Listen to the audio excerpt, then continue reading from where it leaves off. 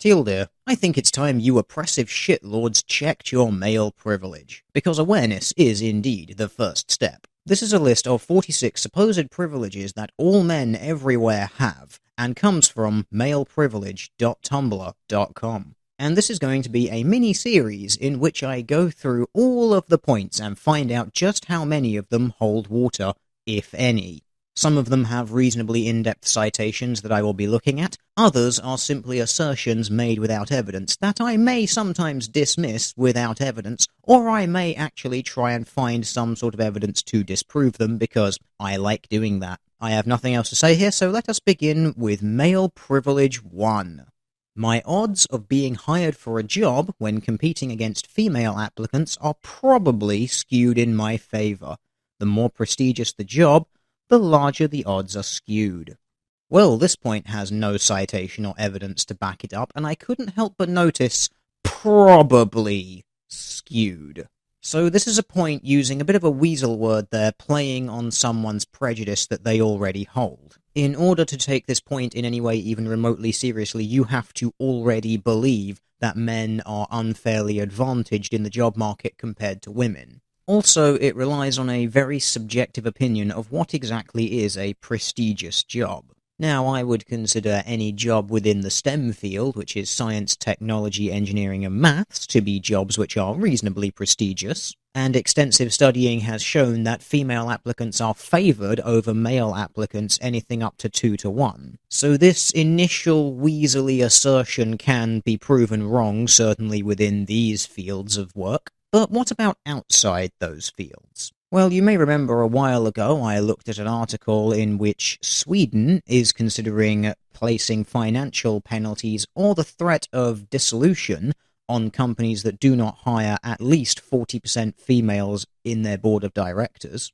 The Economist also reports that Norway, Belgium, Iceland, Italy, the Netherlands, and Spain have followed suit with similar quotas and threats. The European Commission is considering taking this and applying the same basic rule to every European country. Malaysia has imposed a 30% quota for new appointments to boards, and Brazil a 40% target, though only for state-controlled firms. And then the governments of several other countries, including Australia, Britain, and Sweden, have threatened to impose quotas if firms do not appoint more female directors voluntarily. That is, the state is threatening private firms with legal actions if they don't hire enough women. So, with all this in mind, is this really a male privilege? Well, a privilege is a special right, advantage, or immunity that a group has for no other reason than their existence. It is considered to be a right for them. It is considered to be a birthright. It is a due for them. And in this instance, what we see is the government, the state, threatening not only its own employees into hiring more women, but threatening private firms, forcing them to hire more women. That is, the state is stepping in and forcing people to hire more women for no other reason than they are women. They are saying, disregard merit and employ them based on their genitals. Employ them based on how they were born, not on what they do.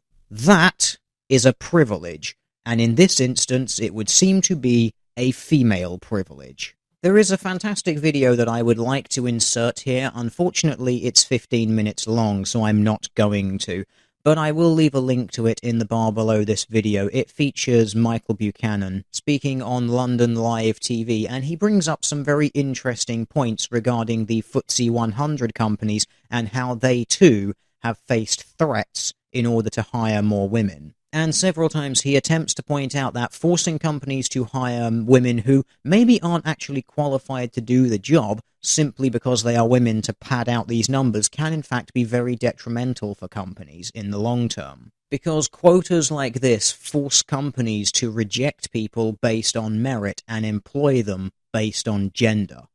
So the first supposed male privilege on this list is an assertion made without evidence, and would appear to be demonstrably untrue. In fact, evidence would seem to suggest the opposite, that it is in fact women who are in the privileged position in regards to ease of access to jobs. Male privilege number 2. I can be confident that my co-workers won't think I got my job because of my sex, even though that might be true. So the assertion here is that if, as a man, you get a job, your co-workers won't look at you and say, you only got your job because you're a man. Well, given the evidence from the first point in regards to women being forced into jobs under punishment of, legal action if you don't hire them, it is not unreasonable that people may look at some of those people in their jobs and say, are you here because you are qualified, or are you here because you are a forced hire because of these quotas? But hey, this point actually has a citation, so let's go look at that. So the citation for this goes on to this page, which is some evidence of discrimination specifically dealing with the wage gap. Now, there's a lot of information on this page that is frankly irrelevant to this point, but there are 2 sections which are relevant. First is a section for audits, and second of all is a job applicants without sex section. These are the 2 relevant parts to the point being made, supposedly. So the audit section reads as follows. What happens if 2 otherwise identical people, 1 male and 1 female, apply for the same job? This is one of the clearest ways of showing discrimination. If discrimination never happens, then otherwise identical men and women should get identical results in the job market. Of course, in the real world, no 2 people are ever identical, but researchers can fake it. For example, economist David Newmark conducted an audit study. The purpose of an audit study is to provide much more direct evidence on discrimination than is provided by other empirical methods. Male and female job applicants, chosen for similar characteristics and trained to act in similar ways, apply in pairs for waiter positions in restaurants in Philadelphia. The applicants used fictional resumes that had been designed to show equal qualifications for a waiter position. The results? 85% of the jobs offered from high-price restaurants, where wages are correspondingly high, were made to male job applicants. In contrast, 80% of the job offers from low-price, low-wage restaurants were made to women. This is clear evidence of sex discrimination in employment, evidence which might explain how it is that waitresses in the United States are only paid 75% of what waiters make. This does not actually show that men are being employed because they are men, which is fundamentally what this second point asserts. This study does not show that men only got their jobs because they are men, which is what this second point is asserting is true. But we're going to point out some flaws with this study anyway, because hey, why not while I'm here? The first thing you'll notice is that it is 130 applicants. Yep.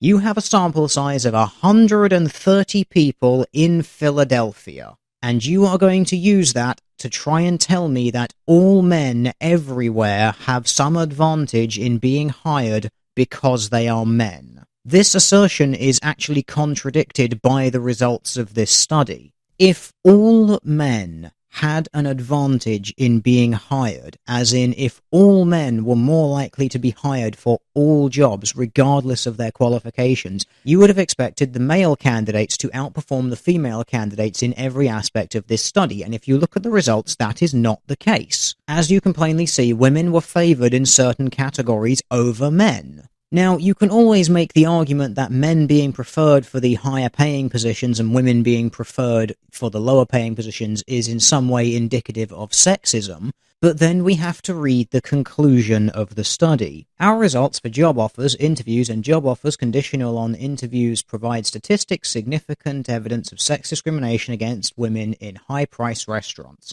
In high-priced restaurants, job applications from women had an estimated probability of receiving a job offer that was lower by about 0.5, an estimated probability of receiving an interview that was lower by 0.4, and an estimated probability of receiving a job offer conditional on receiving an interview that was lower by about 0.45. Notice how they only go after sex discrimination in the high end and don't point out the massive sex discrimination in the low end, because it's only sexism when money is involved. As discussed in the introduction, occupational segregation has alternatively been attributed to differences in human capital investment, preferences, and discrimination. The research design used in the study isolates the effect of discrimination. We control for the effects of self-selection based on preferences or anticipated human capital investments by sending male and female job applicants to all restaurants. and we control for past human capital investments by presenting equivalent resumes to potential employers. Thus, we are quite confident in interpreting our results as reflecting discrimination.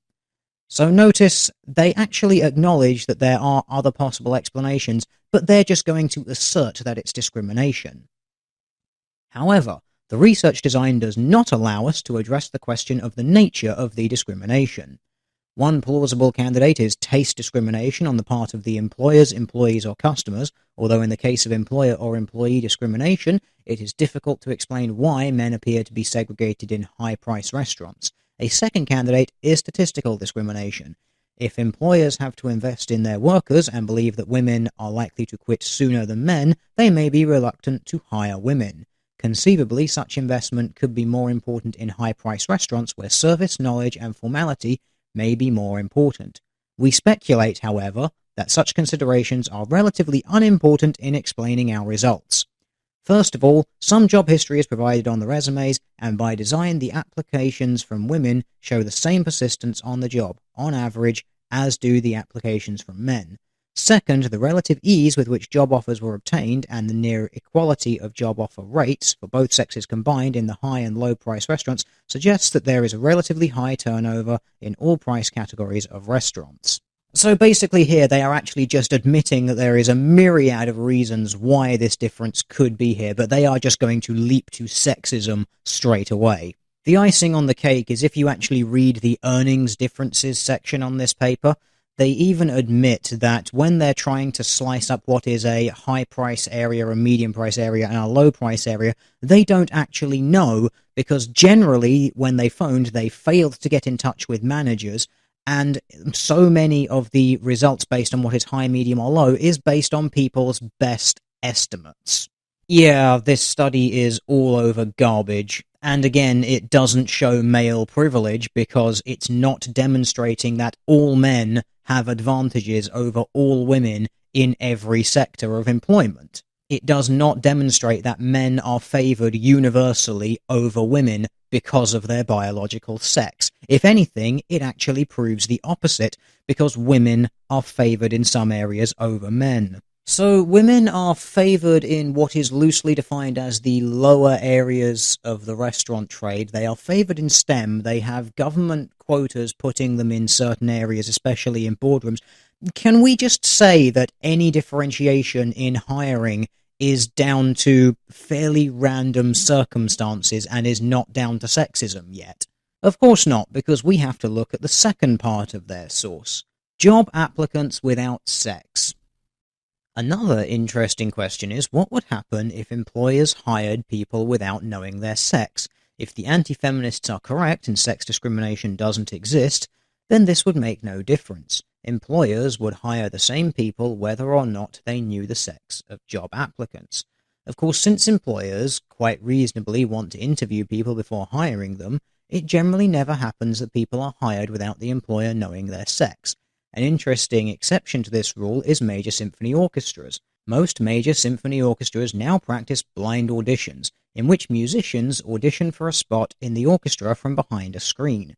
Symphony directors choose their candidates to hire without knowing the sex of the person auditioning. The economists Claudia Goldin and Cecilia Rouse, in a paper for the National Bureau of Economic Research, asked an interesting question. Do female musicians have a better chance of being hired when the judges don't know their sex? Using data from the actual audition records, they found that blind auditions increased by 50% a woman's odds of getting past preliminary auditions, and by several times increases the chance that a woman will win the final round of auditions. As much as 55% of the increase in women in symphony of orchestras since the 1970s is due to the use of blind auditions. Well, that sounds very damning, doesn't it? But let's actually look at the study. Now, this study is very in-depth and very, very long. I could honestly do an entire video on it by itself.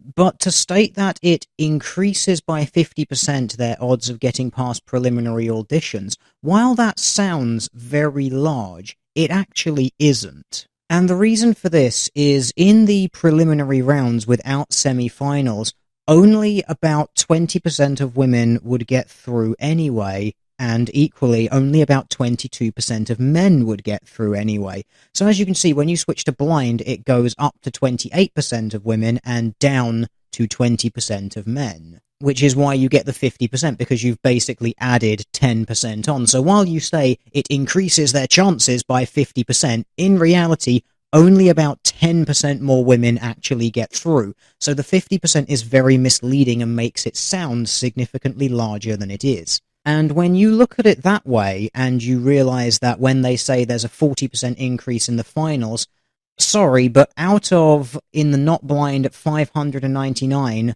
0.017% of women got through. And in the blind out of 445, 0.027% of women got through. Sure, it's a 40% increase, but it's very, very few people. So this is a very, very short and brief rundown of a very complicated study. But as you can see, when you convert it to actual numbers, the effect is tiny. An increase of 1 or 2 individuals. But when you state it as 50% increase, it makes it sound so much better. Which is why if you actually read the study and you realize that our point estimate is that about half of the increase, 1 percentage point, was the result of the effect of the screened audition process.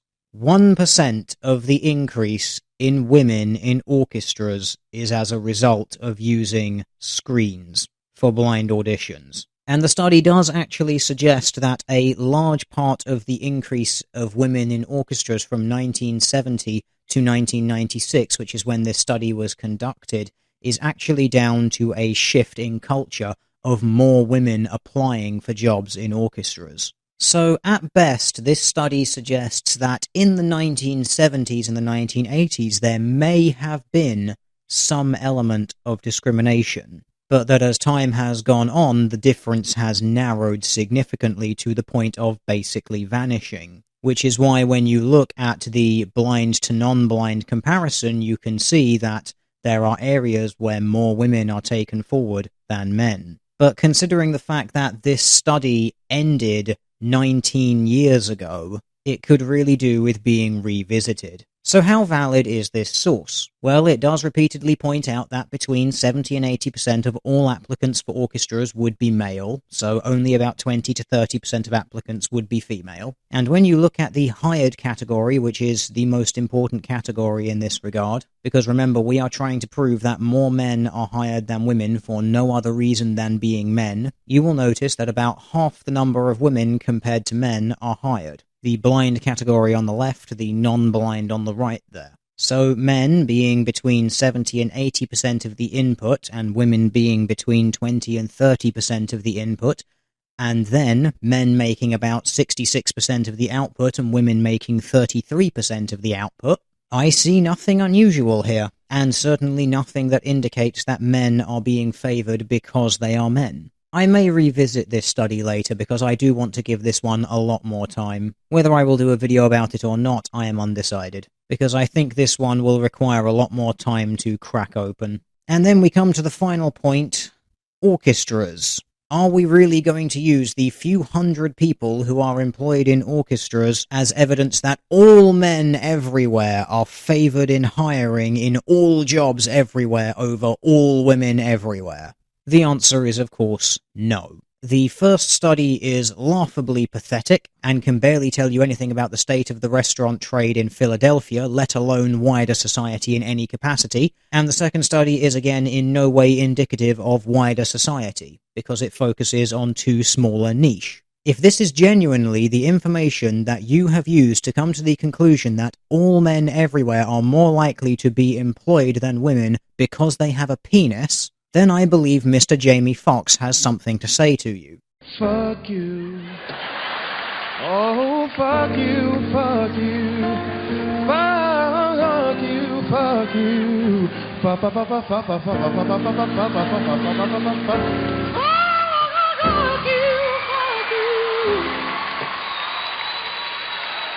Male Privilege 3. If I am never promoted, it's not because of my sex. So, your assertion here is that if a woman is never promoted in her job, it is because her boss is sexist, whereas if a man is never promoted in his job, it's because he's incompetent and doesn't deserve it. That's sexist. If men and women are equal, and you want them to be accepted as such and to be able to state that women can achieve just as high as men, you must also accept that some women will achieve just as lowly as men. And it really is that simple. Some men are incompetent and will never go anywhere in their careers. Some women are incompetent and will never go anywhere in their careers. That's equality. Supposed male privilege number 4. If I fail in my job or career, I can feel sure that this won't be seen as a black mark against my entire sex's capabilities. If someone tells you that you're crap and you then feel like they are attributing it to your entire sex, then you are egotistical and stupid. But I find it rather amusing that you would bring this up as a male privilege, considering up until 2012, it was very commonplace in Europe for men to be charged more than women for their car insurance. The reason being that men are simply more likely to be involved in more serious car accidents than women. So an entire sex's capability was being assessed by the actions of a select few. And when this was repealed in 2012 and it was decided that all people had to pay the same, which pushed women's insurance premiums up, a lot of women got very upset by it. But hey, welcome to equality. It's not a one-way street. Male privilege 5. I am far less likely to face sexual harassment at work than my female co-workers are. And this one has a source. Unfortunately, when you then go to the blog page on which this source is supposedly located and then click the source, it doesn't actually exist anymore. But I have never shied away from doing a little bit of legwork, which led me to this table, which are the EEOC stats from 2010 to 2014. And looking at these stats, only 16 to 18% of all charges filed for sexual harassment at work are made by men. This point would seem to be valid. Based on this evidence, it certainly does seem that women are more likely than men to experience sexual harassment at work. I'm not entirely sure if that indicates male privilege, though, because the fact that men are still filing these charges indicates that men still receive sexual harassment, which means they don't have any particular immunity from it, nor do they have any special rights protecting them from it. Is it a particular advantage to men that they are less likely to experience sexual harassment? Well, technically not, because the baseline of existence is to not receive sexual harassment. So not receiving it isn't really an advantage, because not receiving it you would expect to be the norm. Just because receiving it is a disadvantage, that doesn't mean that not receiving it is automatically advantageous. But going back and looking at this table, I found something particularly interesting here.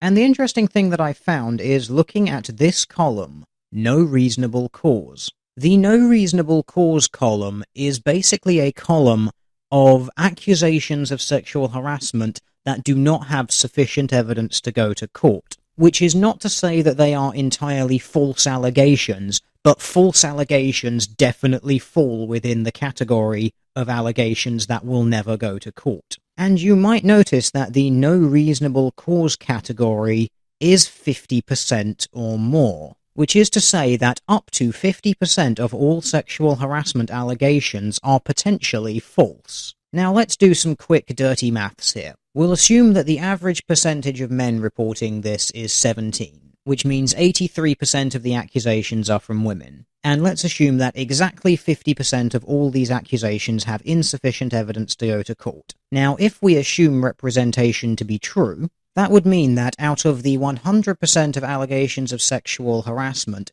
41.5% of those allegations are made by women and are potentially false. And therefore 8.5% of those allegations are made by men and are potentially false. So there's a little bit of a sting in the tail of this evidence here. If you want me to accept as true that men are distinctly less likely to be the victims of sexual harassment at work, as certainly seems to be the case by this evidence, then we must also accept that women are significantly more likely than men to falsely accuse of sexual harassment. Nearly 5 times as likely, in fact. So there is an interesting little side note to that piece of evidence there. As I said, I'm not entirely convinced that not receiving sexual harassment counts as a privilege, or in any way an advantage, because I would assume not receiving sexual harassment is considered to be normal, or certainly it should be the baseline of your life's experience. But there does seem to be certainly very compelling evidence that women are more likely than men to receive sexual harassment at work. So, male privilege 5, I am far less likely to face sexual harassment at work than my female co-workers are, is half correct. Male privilege number 6. If I do the same task as a woman, and if the measurement is at all subjective, chances are people will think I did a better job. Gotta love those weasel words. You have no actual hard evidence that if a man does the same job as a woman that he will be praised more than her. This point sounds like you are a little bit salty over some historic event in your life. Get over it. And now we come to a really big one. Male privilege number 7. If I'm a teen or adult, and if I can stay out of prison, my odds of being raped are relatively low. And this one has a source. And this opinion of theirs is sourced from a study run by the CDC, which states that 15% of women and 2% of men in the US have ever been raped in their lifetime. That difference alone is enough to justify the author's statements, apparently. But let's look at the study. And the study is entitled The Full Report of the Prevalence, Incidence, and Consequences of Violence Against Women. This doesn't sound in any way biased at all. And let's skip on down to page 4, the survey screening questions regarding rape. I'm going to read through it, see if you can guess what they've missed. Rape was defined as an event that occurred without the victim's consent that involved the use or threat of violence to penetrate the victim's vagina or anus by penis, tongue, fingers, or object, or the victim's mouth by penis. The definition included both attempted and completed rape. The survey used questions adapted from the National Women's Study to screen respondents for rape victimization. Question 1. Female respondents only. Has a man or boy ever made you have sex by using force or threatening to harm you or someone close to you? Just so there is no mistake, by sex we mean putting a penis in your vagina. Question 2. Has anyone, male or female, ever made you have oral sex by using force or threat of force? Just so there is no mistake, by oral sex we mean that a man or boy put his penis in your mouth or someone, male or female, penetrated your vagina or anus with their mouth. Question 3. Has anyone ever made you have anal sex by using force or threat of harm? Just so there is no mistake, by anal sex we mean that a man or boy put his penis in your anus. Question 4. Has anyone, male or female, ever put fingers or objects in your vagina or anus against your will or by using force or threats? Question 5. Has anyone, male or female, ever attempted to make you have vaginal, oral, or anal sex against your will, but intercourse or penetration did not occur? Can you spot all the ways they have been misleading with their definition of rape? First of all, they have counted attempted rape, as evidenced by question 5. Attempted penetration does not mean actual penetration. If you don't have sex with someone, how did you rape them? Don't get me wrong, this is still a horrible thing to attempt to do to someone, but it is not rape. It is sexual assault. And then we come to the very big point that they have missed. Every single one of these questions defines rape as penetrating someone else using an object, a digit, or a penis. So in this survey, the only ways that a man can be raped is if another man penetrates his mouth or anus using his penis, a finger, an object, or his tongue.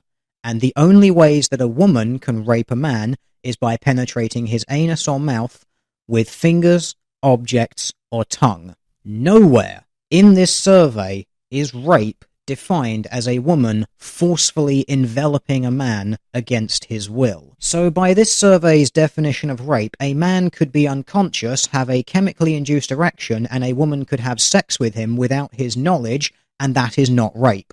A man could have an erection, be forcefully restrained by a woman, and she could have sex with him, and that would not be considered rape. A woman can restrain a man and sit herself down on his face, forcing him to perform oral sex on her, and that is not considered rape. Notice question 2. Oral sex is only defined as a man or boy forcefully penetrating a mouth with a penis, and then a male or female penetrating your vagina or your anus with their tongue. No mention of your tongue being used to penetrate them, under, say, threat of violence. So the CDC has completely missed out the so-called made-to-penetrate category from their definition of rape, which is rather convenient, because as you may remember, I have previously mentioned studies in which when you compare made-to-penetrate for men versus rape for women, you frequently find that the numbers correlate. Now, admittedly, this information is taken from a partner intimate violence survey, so it does ignore the case of stranger rape and stranger made to penetrate, but it does help to highlight the point. And just as icing on the cake, and something that the author of this male privilege post even admits, the CDC did not count prison rape in this survey. So if you are a man who has been raped in prison, you don't exist. And then, after all of that, the most tragically hilarious part is the author of the male privilege post will say, although the CDC is one of the best rape prevalence studies, I believe their results underestimate the prevalence of rape, especially for women. One particularly striking, but not at all unusual as these studies go, flaw of the CDC's survey is that their interview questions didn't include a specific question asking about rapes that take place while the victims are unconscious or otherwise unable to resist due to drink or drugs, which is to say, the prototypical frat house rape. Of course, anyone can be raped while passed out, but anecdotally, I believe it happens significantly more often to women. Unfortunately, I haven't seen any good studies addressing this question, so anecdotal evidence is all I have. I love how this author will think about it just enough to be able to say, well, there's no category for raping people while they're unconscious, and then they'll only look at the women's side of that. They will never consider the possibility of a man being raped while he's unconscious, and they don't even consider the possibility that a woman could have sex with a man against his will, or force a man to perform sexual acts upon her via the threat of violence. So, 7 points down, one of them a half-truth, the other either mere assertions or misrepresentations with poor data. I don't know how I'm going to handle the other 39, but I will sure as hell try.